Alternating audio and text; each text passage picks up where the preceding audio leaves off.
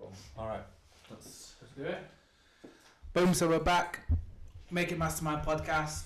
We've got a friend of the show back on. He came on when we first started the podcast, episode 20. Long time ago. Yeah, it feels like a long time ago, but a lot's changed since then. We've got James Moore, owner of RMDY clothing line. James, welcome back. How you doing, mate? You good? Yeah, we're good, man. Yeah, good, man. It's great to have you back. So, last time you were on, I can't remember when it was. It was October, mid-end of October. So kind of like so right, similar around this time a year ago. Alright, so since then, what have you been up to? Mate, I've been a busy guy. Like everything that's been going on. We've had collabs going on. We've had new collections. We've had a big trip to New York. We've just been busy with the brand, and just so much has gone on. It's crazy looking back at a year and how much has changed in a year. It's crackers, mate. It's a lot's gone on, a lot's changed, but you know we're still out here doing our thing, getting our identity out there, and that's the main thing that we want to do.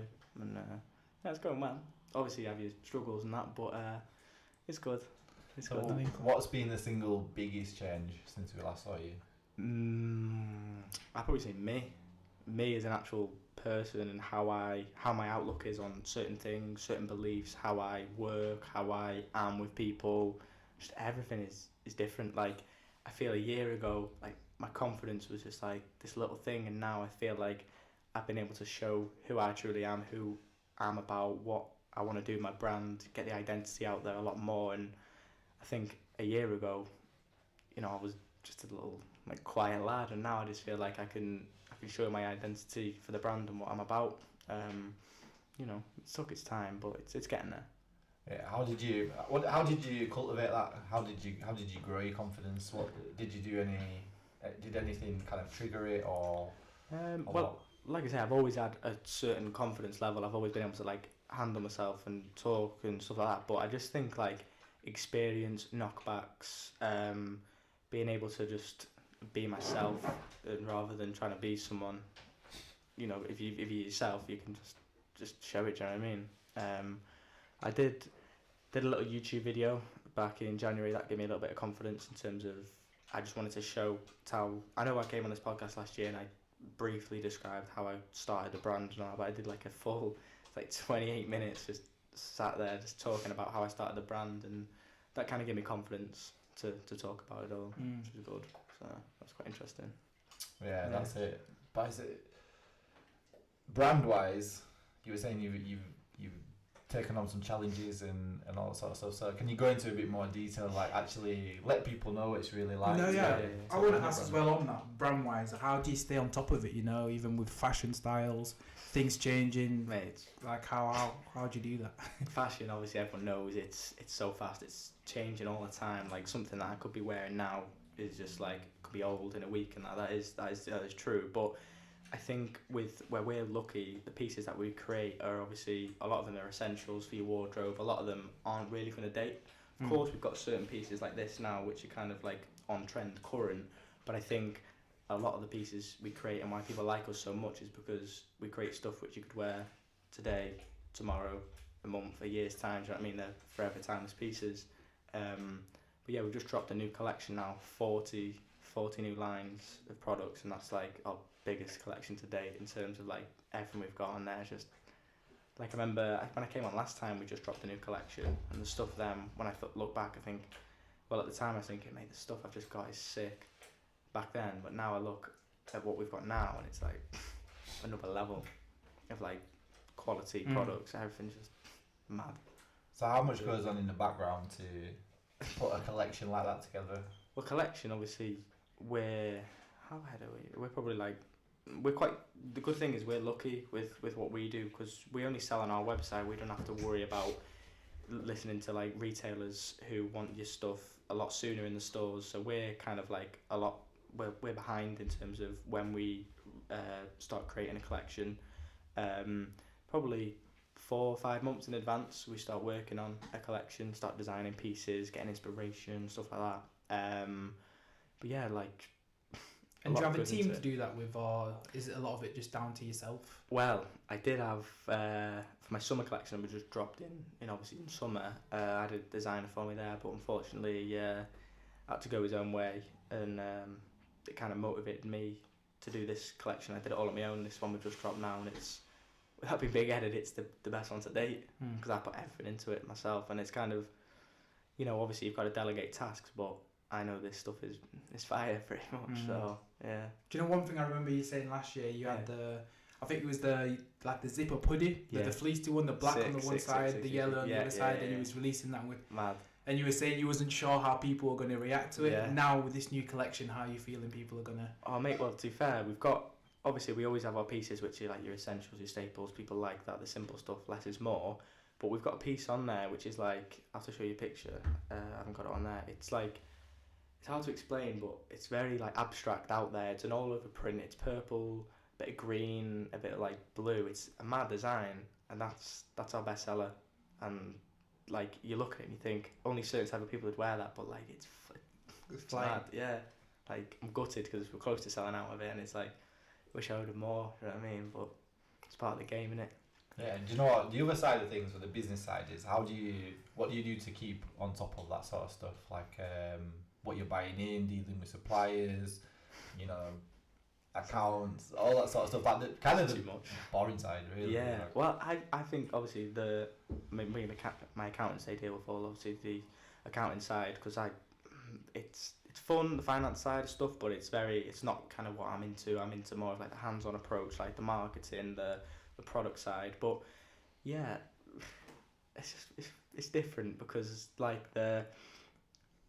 I don't know, it's hard to explain. Everything I do, I obviously enjoy, but yeah, just one of them. No, fair enough. So being a young business owner, what are the pressures of being a young business owner? Like it's because it's kind of glamorized online, like be an entrepreneur, Gary Vee, go and do your own thing, but there must be a side that is taxing.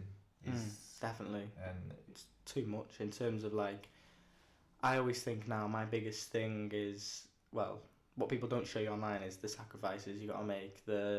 I look back now between the ages of 18 and 20, not really having like a social life, not really going out, missing out when all your friends are going away, you know, your friends are doing things, and like I look back and I think, wow, like I don't regret anything because I'm grateful for the opportunities that I've been able to do because of that sacrifice. But like people don't show that side online, they just show like the ups, but trust me, there's a lot of downs, and it's like with anything, like we've got a lot going on now. We had a legal case going on against us. A company wanted the trademark RMDY, but obviously we've got it, so we were in battles with them over the last 2-3 months, and yesterday we had the email, it's all clear, we've got it. So like I'm pretty chuffed about that, to be fair. But you know, you have like shit like that, you have moments, but it's how you deal with them, innit? Like you could run around like a headless chicken, oh my god, I'm gonna fail, but if you're in control of your mind, and then that's the main thing. I think you got to look for a solution rather than focusing on the problem. Exactly, mate. Yeah, like you've got to do that. Otherwise, you run yourself ragged and you don't do what you set out to do. That's the main thing, I think. How do you control your mind? That's a bit of a fucking mad question, but how do you do it? What have you put in place? What's changed since last year? So I'd probably say last year, back then I was kind of like work, and I still am. Like work is obviously a big part of my life. It's a massive thing. I do enjoy it, but back then I never really had time to step back and reflect. Because I think if you've got such tunnel vision, you can't see what's going on the side there. So I think since January, February, I've been able to stop that and like look what I'm doing wrong, like reflect, take time to reflect, look back. So like little things, I'll every week, every month or so, I'll write down like, you know, like in primary school, 2 stars and a wish, what I did really well, and then what I could do better. So it's taking it back to the basics, but I think you've got to be able to reflect, and I definitely think since I've been able to reflect on like certain things, I've been able to be like a better at what I do. Like don't get me wrong, I'm still very, very, very early on in what I do, but I definitely think like if you can reflect on something, like say for example, I look back at last season's collection and I think, wow, like certain things I did then, I'd never do that now. But now, like everything's like progress and change, isn't it? But going back to being in control of your mind, I do like relaxing things. It sounds weird, There's a thing called 432 hertz. I don't know if you've heard of that. It's kind of like have you heard of it? Yeah. Well, it's like just like a pitch of a sound. Yeah, like the ambient noises and that like chills me. Oh mate, I struggle with sleeping sometimes. Like I struggle to sleep. I can't. It's not like insomnia or anything like that. I've not been diagnosed with anything, but like I struggle to sleep, and I stick that on, and it's like calm, and it's like it's bliss. It's sick, to be fair, but you know, I might sound a bit weird saying that, but it does calm me down. But I think I'm fortunate enough. I'm in control of my mind, but I do sometimes want to be more in control. But life, innit? You know what I mean? Yeah. But I haven't got like, I'm not stressed because my company's out. It's not massive, which is great. But I think it's how you deal with it, isn't it? Like if you're dead stressed now when the company's only little, imagine what it's gonna be like when it's 10x. So I'm fortunate enough. I'm in control now. I'm in control of my mind. I'm able to think back, reflect, and that. Otherwise, if I can't handle it now, I'm not gonna be able to handle the 8-figure, 7-figure business, am I? So that's a very good way to look at it, man. Yeah. That's it. Does it, when you say, you know, 8 figures, what's the first emotion that you feel when you say that? Does it scare you? Does it excite you? Is it a combination? Like what's? If you asked me this probably 2 years ago, 8 figures, I'd think like that's crazy. That's like, wow, big number. Obviously it is a big number now, but I think like anything is possible. It does excite me in terms of, I'm not focused on the money, the revenue side. I'd think like, you know, wow, 8 figures, yeah, cool. Comes with the amount of stress that would come with, like everything would be dead corporate if it was eight figures. But I think the idea for Remedy and the brand is just kind of find its point, the peak where it's at, and then just kind of go from there. But yeah, I do believe anything is possible. So yeah, 8 figures. Imagine one day it could happen. You don't know. My mind isn't set. I haven't set a goal by this amount, by this age. I'm gonna have an 8-figure business. It's just, if it comes, it comes. That's not my focus. Monetary values isn't the goal. But when I first started as a kid, yeah, it probably was monetary focus. But you learn as you go on. Money, and it's just paper. You know what I mean? So is the journey is the growth and all that sort of stuff is what really is motivating you day to day. Christ, yeah. Like obviously the journey isn't as glamorous as everyone thinks. As you know, as you're aware of, you know how you've done this podcast. You've had times where it's probably not been the best, and everything's like a stepping stone, evolving. But definitely enjoying the journey a lot more. Like you've got to, otherwise, you know, you're not gonna enjoy the end goal, are you? You've got to enjoy the process. As shit as it is, sometimes it's you got to enjoy it. Yeah. Because what you're doing it for. You know what I mean? So you mentioned that obviously the business has brought new opportunities from last year. You mentioned a trip to New York. So what kind of other opportunities as well as? Yeah, so we've had that was for, so basically obviously with the brand we're fashion focused. That's our main thing. We sell clothes obviously, but we've kind of found our identity as the brand. So what we want to do is show people we're not just a logo on a t-shirt, we're not just a logo on a hoodie. There's like a deeper meaning to the brand. So the whole trip to New York was, we met up with a really good friend of mine, Dom, who is like a fashion influencer type stuff, and he's basically, we were trying to show what his remedy was. So what does his remedy mean to him?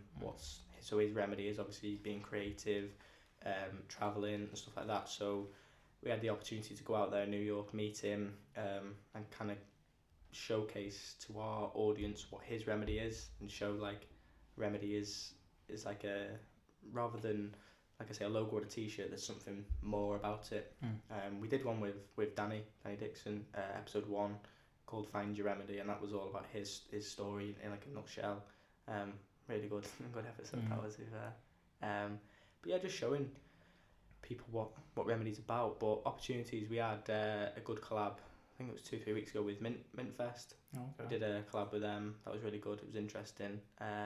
It's not really my scene, but it was quite cool. It's different. But we know that our followers and audience appreciate that, so we did that. We've obviously got some like stuff coming up in the next, well, yeah, probably say just before December, something really, really big happening. But we did have an opportunity in summer which went tits up. We had someone off Love Island we had a contract ready to go with them, already in place, set, signed, whatever, and then they pulled plug on it. So we were going to do a big like collab promo with a Love Islander, but unfortunately it went tits up, so that didn't happen. So. It's part of the game. Part of the game, isn't it? Part of the game.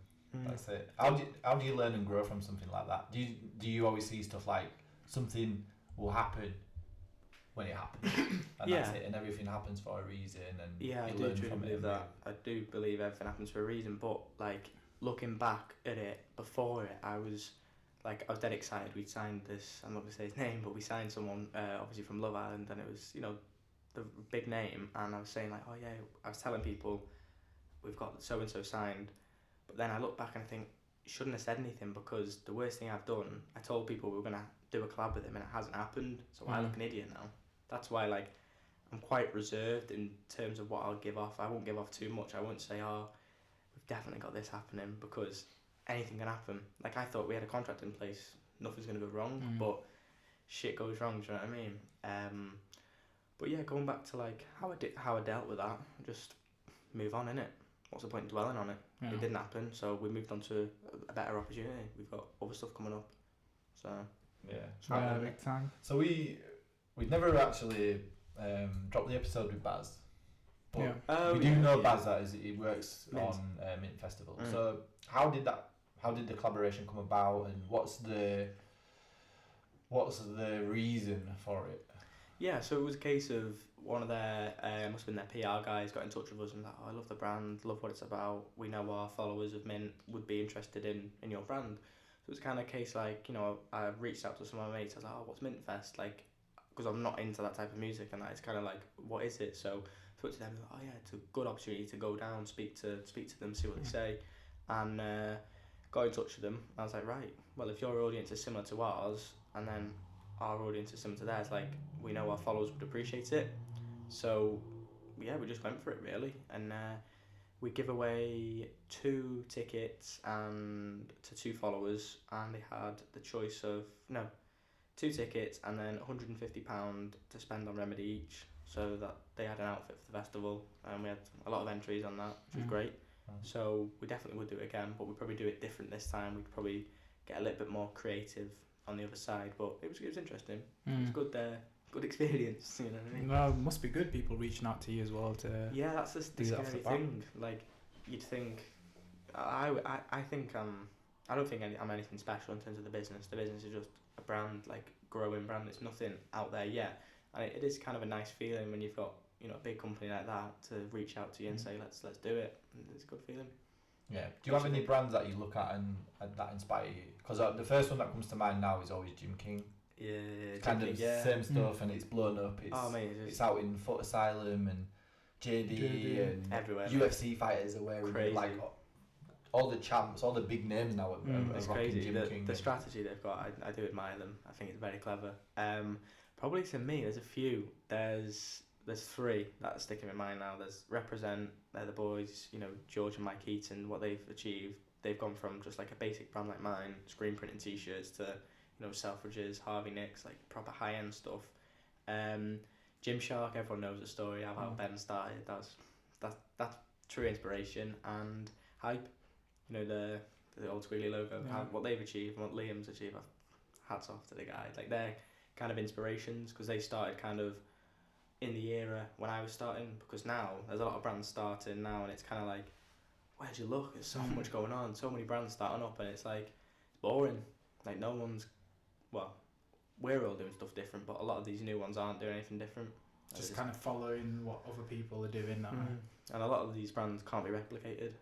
Like, you can't replicate Remedy, you can't replicate Gymshark, you can't replicate these brands, because once you've got your identity, you can't. It's like me, if I was trying to like be you, I couldn't be you, because you're the best version of you, do you know what I mean? Yeah. You can't try and be like that with someone, do you know what I mean? So, makes you think though. Yeah. So, what I've noticed online is that the whole influencer thing is like it's just pumped full of any product, like any boring bullshit product out there. Like car air fresheners was the last one. Oh no, it's like the worst thing. Like some little thing. It looks like you buy it from some sort of Tunisian market. It's fucking wang. It is, mate. And it was everywhere. Like, oh, it smells so good. Does it really? I was like, fuck knows, I don't want that big ass like bauble It's like a hanging fucking around, chandelier hanging smashing my around, isn't windscreen. So anyway, to go on to Wrecking that, ball. it is. Have you seen them? They're fucking tragic.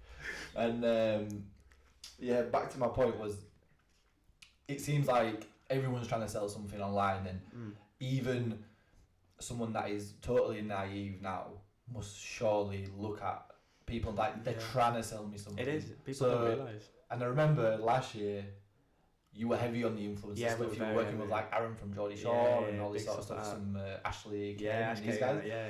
And you were saying off mic, you've kind of moved away from that a little bit. Of course. So That's kind of not our main focus is kind of just get the brand out there to as many people as possible. But I think, like, going to a business perspective now, you pay these influencers, and do they really care about your product? I don't know.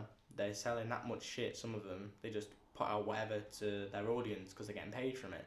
So what I've done, and I think this is what a lot of brands will start doing, I know that, is we're not trying to focus on like reaching these new customers. Obviously we are with our paid stuff, but we're focusing on who we've got now. So the thing that we've been working on for the last couple of months is called RMDY. So it's kind of like an exclusive invite only to be part of the ambassador scheme. So you will be involved in the brand, you'll be invited to shoot, you'll be invited to see new launches, stuff like that, and it's kind of an exclusive experience where I'd rather put money into that than pay an influencer who doesn't care about your product. I want people involved in the brand who care about the products, who want to shout about it, want to talk about it, and they're the ones who are going to be down for the brand no matter what. Like a lot of these influencers, they're just bothered about the money, and it's kind of like, obviously they're a business at the end of the day, but it makes you think like, I only want people involved in the brand who actually give a fuck. Do you know what I mean? So. Yeah, I think you can tell the difference as well between people who are passionately driven as opposed to money motivated, because with the money, if it's not there at the start, you're going to drop out straight away. With a passion, that's why you stick with something, you do it. Yeah, it's like ride it through to the end. You might not be making money yet. Exactly. It's but like you guys. Those are the kind of people you want to surround yourself with. You're doing it right, you know what I mean? You're passionate about your stuff, and you want to surround yourself with good people who are passionate. But a lot of these influencers money motivated, and it's boring. But everyone knows now the authenticity is kind of gone. Everyone knows it's not real. A lot of it, some of them are real, but yeah, it's just it's too saturated. You're gonna have to say I'm not doing it for the money, and then they'll be like, well, why are you saying that? Yeah. It's just you can't win. So now, like, unless you can't really tell anyone, you don't want to let people know your strategy. Like, how do you see it playing out now? Apart from RMDY, like getting like they say, I can't remember, loyal fan base. Yeah, exactly. I was gonna say they say like you need 1,000 loyal fans to make a really successful business, like something like that. I can't remember. I read it in a book or something. But how else do you see yourself reaching out there? Is there do you network with people in the industry, and they feel like there'll be different trends coming? Like Jim King went down the whole fighter route, which is quite smart. Really. Like UFC popped off quite well, and that sort of stuff. Do you have any? Yeah, I mean, stuff in the pipeline. We obviously have stuff in terms of like routes we want to go down. So obviously we've got our plan, our business plan. I look back at that and I think, right, are we doing this? Can we get to this level? But it's kind of like where I see the brand is just will be the place to go to for your fashion. So if you need anything, eventually it'll be the place you come to us. And like I haven't gone down the traditional route of getting it in as many shops as possible. Like I've been offered opportunities. I can't say their names, but I've been offered like retail opportunities, and it hasn't gone with our business model. But yeah, like I think because I know where I want the brand to be, I think it's just going to be, it's clear, rather than me saying, oh, we're going to do this, we're going to do that, we're going to do this. I'd rather just focus on one thing and get there. Do you know what I mean? Yeah, I've got a question for you. So as you get older, how will you detach yourself from the brand?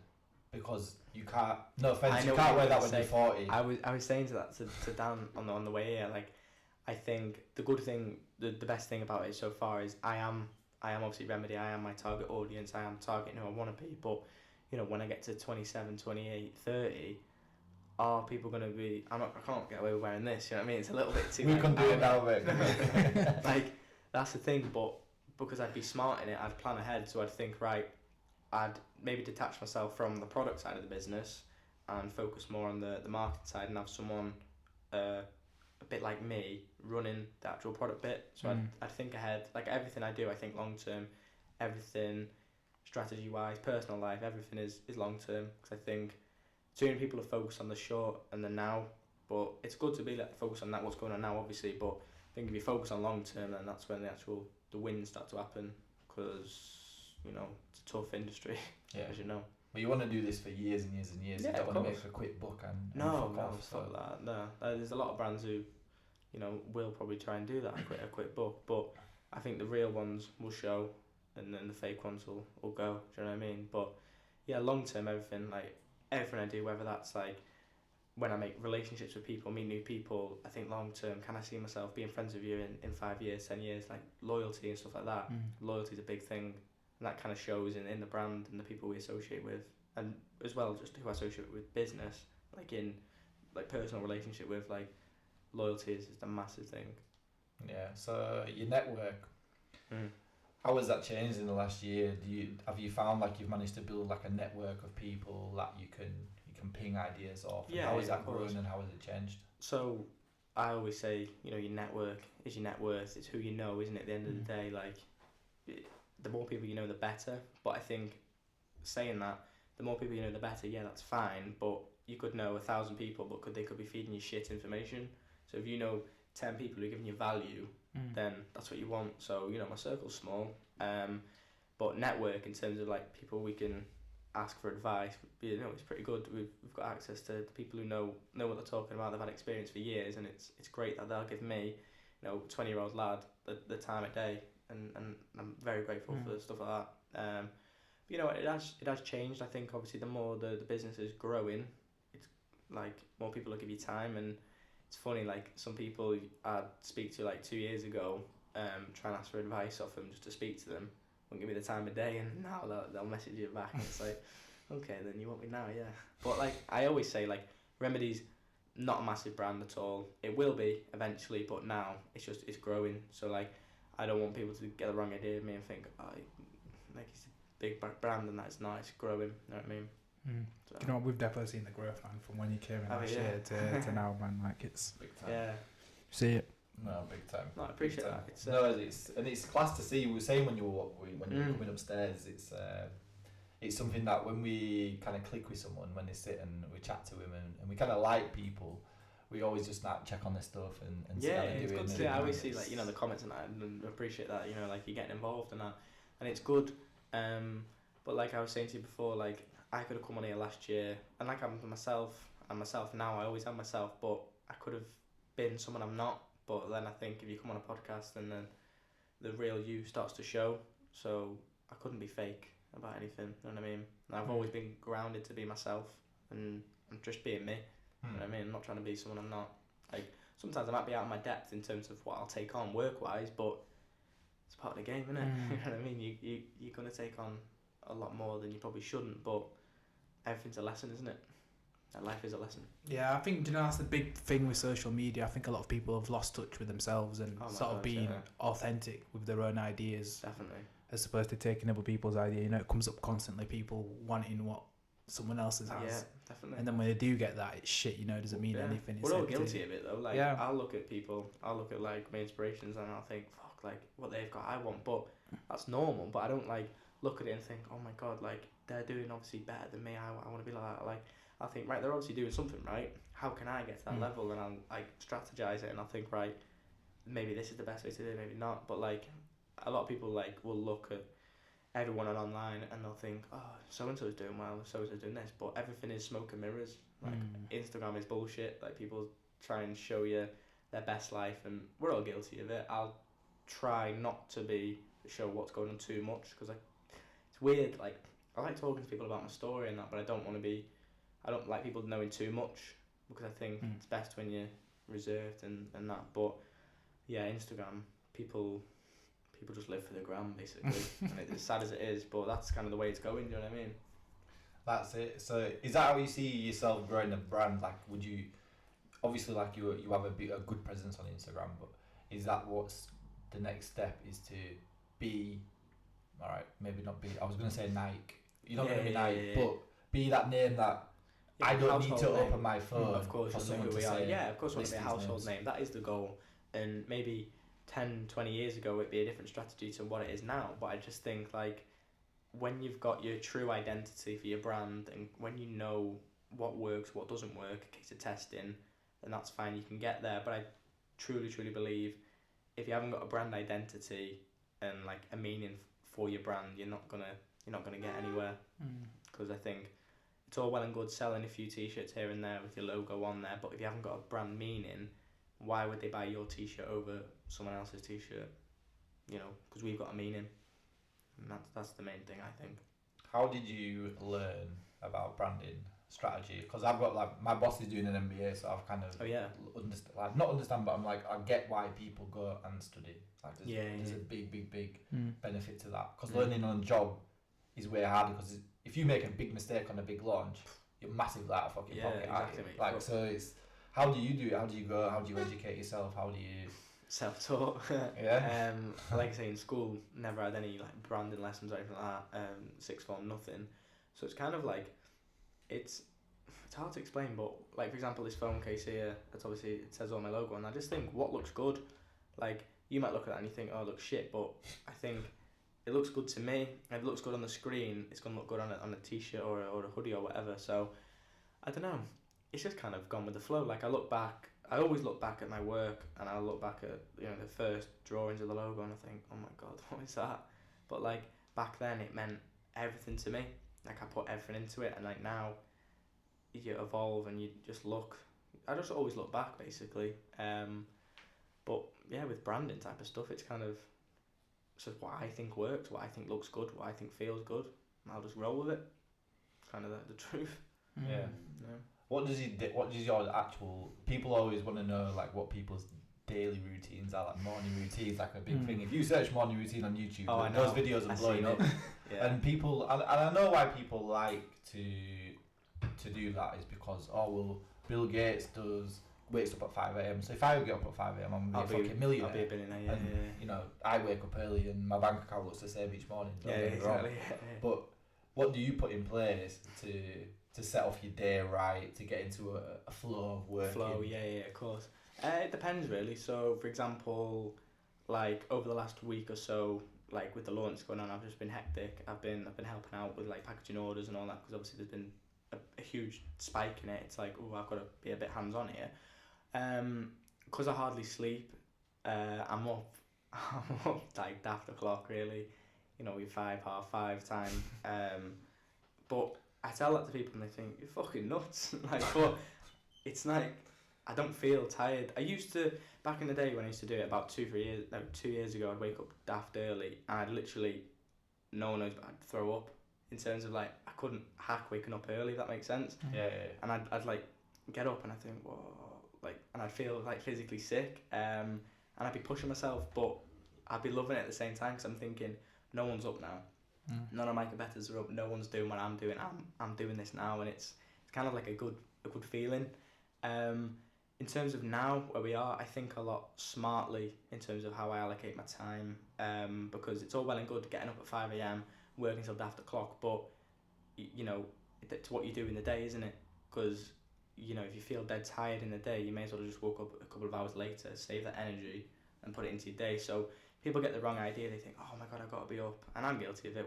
When I'm like laying in bed, I think, fuck, like I've got to be up. I got to go up, because it's weird. Like my mindset is like, if I'm lying here, one of my competitors is doing something. Wasting time. Yeah, and it is, and like life's so short, as you're aware of, like effing so quick. So yeah, a day for me is just kind of, so I get up in the morning, dead early. I'll smash the gym, go to the gym. It kind of like chills me out in a way. Makes me relax and all that. Catch up on emails, catch up on paperwork, anything like that. A few phone calls, see what's going on, and then a lot of it is kind of just brand strategy. That's kind of what I work on the most. Rather than obviously when we've got the launches on at the moment, like a lot of it is like hands on. But normal day to day is kind of like strategizing stuff. What can we do to the next level? How can we move down this? Or any opportunities we've got. Meet new people, etc. So it is fun. Like I'll travel all over the UK. Go overseas, and that's great. There's a lot of energy required, which people don't understand. But it doesn't feel like it's cliche to say, but it doesn't feel like work. I don't feel like I have to get up, I have to do this, because at the end of the day, I don't have to. And I think what if I ever have that mindset, like I don't have to, I'm in the wrong job. I shouldn't be doing it because I'm wasting my time. But I love it that much. Like, I'm not bothered. I don't care. I'll do it. Do you know what I mean? But yeah, like, I just think working smart is the best way. You can work as hard as you want at anything. You've got to work hard, obviously, but I think work smart. That's when well, yeah, you just got to work smart, basically. Big thing I'm getting is like passion, in it. I think if whatever you're working for, if it's backed by passion and you genuinely love what you're doing, like the hard work will be there. You know, it'll just come anyway. Like, that's it. Like, a lot of people don't. It's hard because obviously I started at such a young age. Like, people back then would think, "Fuck, mate, this kid's crazy." Like, I remember I'd be in sixth form and I'd be kind of like just smashing all my like orders till after clock, because I was working a job in I was finishing school at 4 o'clock and I was going to Iceland Foods until 9 o'clock, back home doing the orders till 1, 2, 3 o'clock in the morning, back to school at 7. Like, I tell people that, they're like, "Fuck, you're mad, you're why mad." are you doing that? Yeah, exactly. Yeah. And it's like, yeah, like, because I've always enjoyed it. It kind of like, it's hard to explain to people when you're not on the same level as other people with understanding mindsets and that. It's kind of hard to explain, but the passion's always there. And I think if you're not passionate about something, then you're not gonna enjoy it. But yeah, the passion is there. I love doing what I do. Yeah. Do you know what I want to say as well is that when you came in, you actually just asked us about us. Like, sometimes it's so rare, and I appreciate it more. Oh, thank you. Now, not appreciate you doing it, but I appreciate I don't know, it's a rare trait to have, to actually ask and be like, "Oh, what have you been up to?" Like, because you've got so much stuff going on, you could be flying and be like, "I've heard what I've been doing, I've been to New York, I've done this, I've done that, I've done I hate people like that. Like, I meet so many people and literally it's all about themselves, and it's like, fuck off, mate, it's boring. like I love people doing well, and I genuinely love hearing like how people do well, but it motivates me, like, just having a chat with someone. It's manners, it's polite, it's good to know what you're up to, how things have been, you know what I mean? Rather than me coming in, "Right, lads, I've done this, done that," like you said. And I think that's just me as a person. Like, I genuinely am interested in what you've done and how you are and all that, so it comes. But I've met a lot of people who I'd say probably arrogant. It's all about them, what they've done, what they're doing, and they'll never ask you, but that's just how it is. But they will never learn anything. No. They'll never know anything different. They'll only know that same story that they're telling you. They'll never grow. They'll never. I think a lot of it's like to boost their ego. Like, I've met people with businesses and they'll tell me certain things, and it's like, you're only telling me this to fucking like boost your ego. Do you know what I mean? Like, I'd respect you more if you were just like honest yourself, and they'll try and like tell you things. You're like, sweet, yeah. Doesn't bother me. Doesn't make you any more bigger than what you are. But it's like people like with telling you certain things, you'd rather just honesty, wouldn't you? Like, makes it easy, doesn't it? Like, once you know where people are standing. Like, the best thing for us is like the comments that are good about the podcast. Yeah, they're nice, but they don't really change anything. Like, when Josh pulled us up on our audio and told us like, "Do this, do that. You could probably do this better." That's what you want. They're the things that stick in my mind. They're the ones that I remember. Yeah, you're right. You want honest people around you. If you've got full of people around you like yes men who just say, "Oh yeah, you're amazing, this is amazing," then you're gonna eventually crash. So you need people around you to give you feedback, and sometimes it's not gonna be nice feedback, but you learn, don't you? Everything's a lesson, and I'm fortunate to like learn a few hard lessons while I'm young, which I won't learn when I'm older. But I'll come into some more times of lessons, as we all will. It's just life, isn't it? Yeah. So life's full of lessons. On the last podcast, you mentioned that you had like a real bad issue with one of your suppliers one time, like you got like ripped off or something, right? So in this last year, I've got two questions, so I don't want to ask you them both at the same time, but what's the best piece of advice you've had in the last year, and what's the biggest thing you've had to overcome in the last year, apart from the whole Love Island shit? Yeah. So what was the first question again? You're saying like the hardest. What's the best piece of advice you've had? Best piece of advice. So is this personal advice or for like business advice? I don't mind, mate. Whatever is the single biggest difference that a piece of advice has made to you? I don't know. Like, a piece of advice is just, well, it's what always sticks to me from like when I've been told advice is just kind of be yourself. It's cliche, it's boring, but like be yourself, be you, and surround yourself with good people, because like in hardship times and shit times, the people around you what give you the boost of morale and help you get to where you want to be. Like I've learned a lot over the last year, some shit, but because of the people I've got around me, it's helped me be myself, really. So kind of like they intertwine with each other. It's cliche, like, be yourself and all that sort of bullshit, but like you do truly have to be yourself. Otherwise, like I mentioned before, the fake ones will show. But in terms of suppliers now, like how I deal with them. No, the second question is, what's the hardest thing you've had to overcome since the last podcast?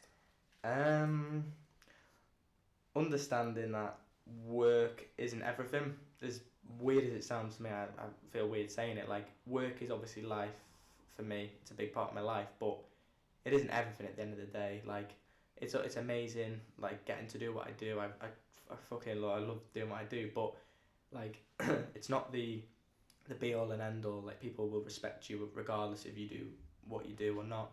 And like spending time with family and friends and lost relationships, that's the big thing. Like, you kind of like, everyone knows when you focus on a business, you lose touch with that. You have to sacrifice, but like sacrificing your family and relationships and friends, that's kind of like regrets sometimes what I've had to do. But you know, at least I've learned them lessons, and now I'll try and make time. I'll make time for family, friends, etc. That's a big thing, because they're the ones who are gonna have your back no matter what. Do you know what I mean? But I think I became so self-absorbed in the last year, well, the last couple of months since doing the last one. I kind of like not lost myself, but like lost track of what I was actually doing it for. I was just doing it for, you know, what was I doing it for? I've always enjoyed it. I love doing what I do, and I get to, you know, share to like the world with what I enjoy doing. But like, you know, you lose touch of certain people, and you can see people are getting hurt from it. It's like, oh fuck, like I'm not intentionally hurting you, but like my actions are, if that makes sense. It's like, you know what I mean?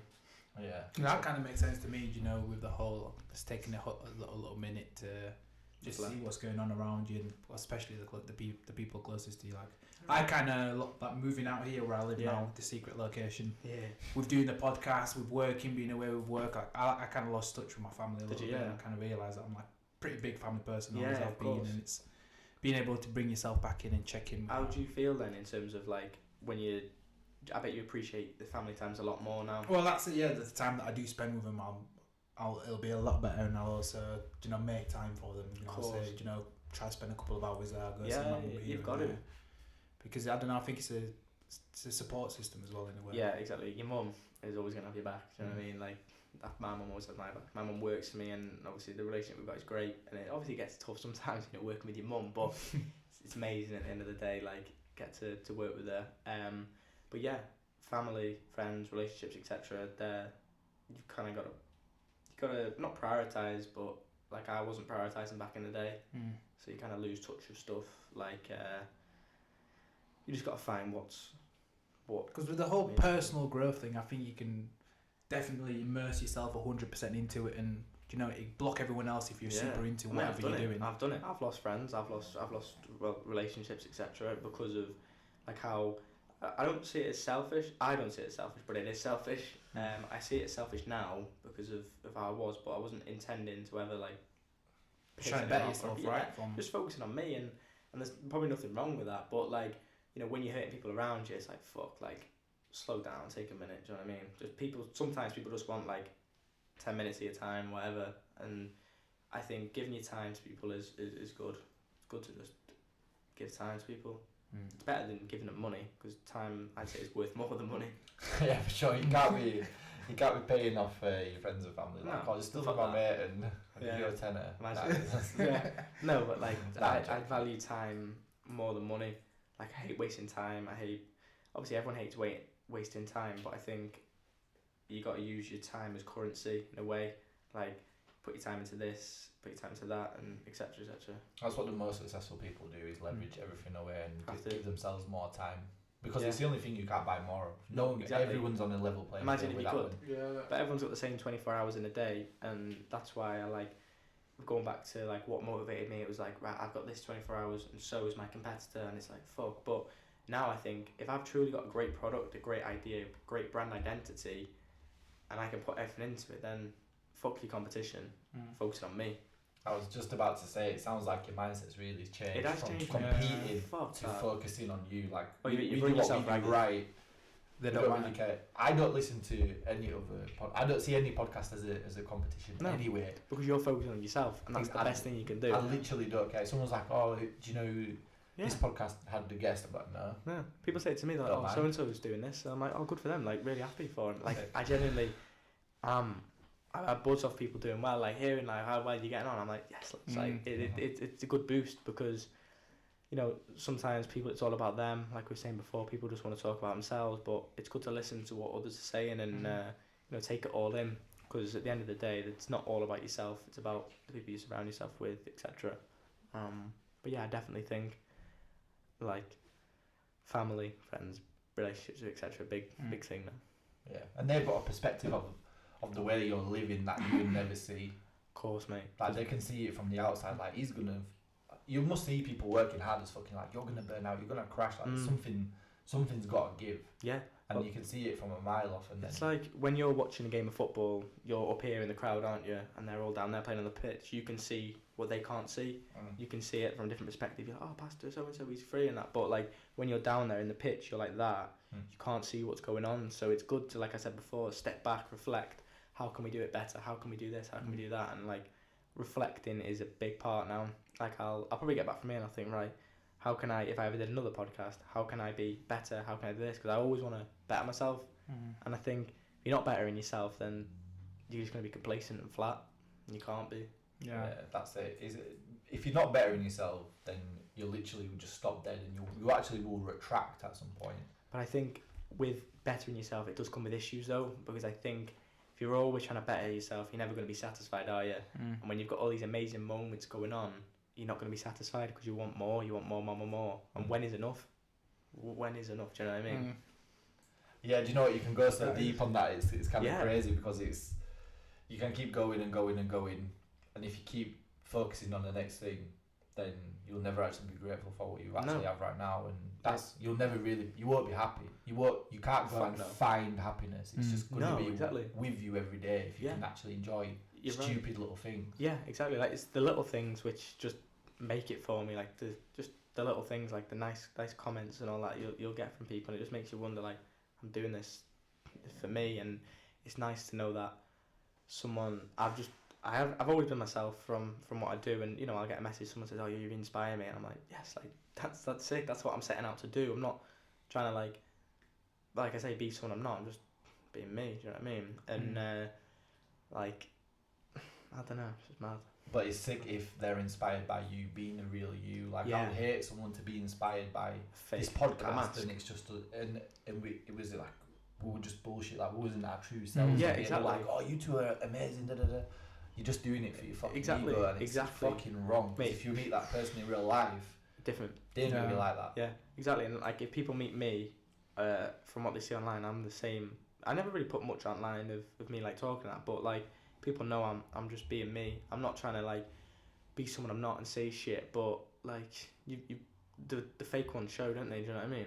Yeah. And like ego boosting, a lot of people do things for ego. So rather than doing like ego moves, you've got to do like money moves. So a lot of people will do stuff for ego moves. So they'll try and like have a big flashy office, like look the bollocks on Instagram, but like they're not, if you know what I mean. Like, you know, it's smoke and mirrors with business, with Instagram as well, and with people, because you're only kidding yourself at the end of the day. Yeah, and do you know what? I think one of the most powerful thing you can do, and it kind of links back to what you're saying before, is to be able to sit on those ideas. You know, if you've got that plan of someone wants to lose 15 kilos or whatever it is, it's keep that idea to yourself and you work on it. Let people see the result and ask you about it, as opposed to, you know, I'm gonna blast the world with it and then get overwhelmed with the idea and never even end up doing it in the first place. A lot of people talk, don't they? A lot of people say they're gonna do something, and then like some people I know, they'll say, oh, I'm doing something, doing this. Speak to them like a couple months after, how are you getting on? Oh, I ran into this, or I did this, and it's like pick one thing that you enjoy. But I think it's hard for people to find what they enjoy, if that makes sense. Like a lot of people don't know what they enjoy until they actually try something. Like I never would have thought I'd had a fashion brand. Like I've always been into fashion and dressing well and that, but I've never thought I'd have a fashion business. But I wouldn't change it for the world because I love doing what I do, meeting the people I meet, getting to go to the places I go, and creating a product which people love. That's kind of like what it goes down to at the end of the day. So, is it, before we wrap up, is there any other areas of fashion or business that you've got your eye on that you'd actually like to go into? Yeah, there's something I've had. I can't say exactly what it is. You can tell us when we tell all this. Yeah, I'll tell you when the mic's off. I hit a goal of mine. I set a goal for myself when I was 19. I said, before I'm 20, I want to do this. Then 2 weeks ago, I achieved that goal. So I couldn't achieve it when I was 20 because of like shit going on or whatever. But I achieved it. But I said to myself, I want to achieve this goal before I'm 21, and I've hit it, and couldn't be happier. So I'll tell you what it is after. Alright, so I won't say too much. But yeah, okay. do appreciate having me on. I hope I do provide some value, etc. But no, it's good to see us. I can't believe how young you are. Yeah, It blows me away every Yeah. like, last time we met you, we both said, didn't we? it's crazy, man. it's But crazy. do you know what? It's good to see. I think Yeah, you're making the most, and you did make the most out of what you had in terms of technology, Of course, ideas, yeah, blended yeah. it all into one, and That's now what you're you gotta do. self-sufficient. Yeah, that's the thing, and that's the plan for me. I'll always be in control of myself, and I found what I enjoy, and it is out there. If you're struggling to find what you enjoy, you just got to search, and you got to keep searching, but you will find it. I'm obviously fortunate enough I found it first go, but in some cases it might not be the same. But I'm forever grateful for the opportunities I get. But I do think without the sacrifices, and I'll still be sacrificing now, then you know what I mean. But I'm Give one piece of advice to young people that are thinking of creating their own idea, their own business, venturing into their own idea, whatever that may be. What would that piece of advice be? I'd say literally test, like dip your toe into a few things, keep yourself to yourself, don't be afraid of what people are going to say to you. I've had knockbacks, I've had people literally rip me, take the piss out of me, and people just chat absolute shit, but don't be worried about what people are going to say, because they're not doing it, are they? You're being the one who's got the balls to go and do things. So I think that's the best thing, just be yourself, do what you enjoy, find that, and don't give a fuck what anyone thinks of you, because we're all going to die anyway, so may as well make the most of it, do you know what I mean? So. Boom. On that note, that's it. Big. Smashed it, James. If people want to find you, they want to follow the brand, where can they go at? Yeah, just at RMDY clothing, and then my personal is just kind of like behind the scenes of what I get up to or what I'm working on at RMDY James. But yeah, sweet. I do appreciate having me on. Thank you very much. Absolute pleasure, mate. Smashed the part 2, man. Sick.